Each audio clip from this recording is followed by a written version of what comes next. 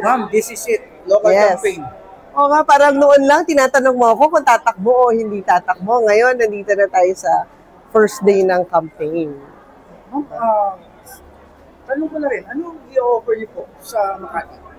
Well, di ba, nasabi ko na din naman na yung nasimulan ng aking ama dito sa Makati, yun yung ipagpapatuloy natin. At syempre, meron din tayong innovation sa gagawin natin. So, ang ino-offer natin ay serbisyong best. Kasi yun ang tatakbinay.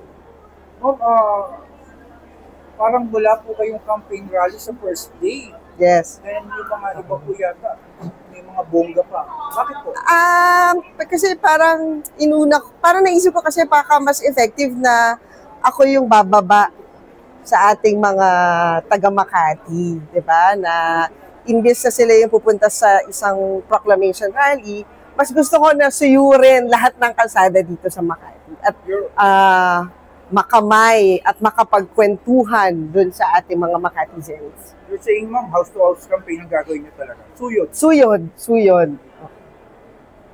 You mentioned about some innovations. Ano po yung some innovations? Well, unang-una, kasi at the moment, for example, yung sa senior citizens natin, if you're not 70 years old and above, yung maintenance meds na nakukuha nila is only good for 15 days. So, ang gusto ko, basta senior citizen ka ng Makati, kung anong niresetang maintenance meds ng mga doktor, yun yung ibibigay natin, di ba? So, kung nakasulat doon 30 days, kailangan 30 days yung matatanggap nila from the city government.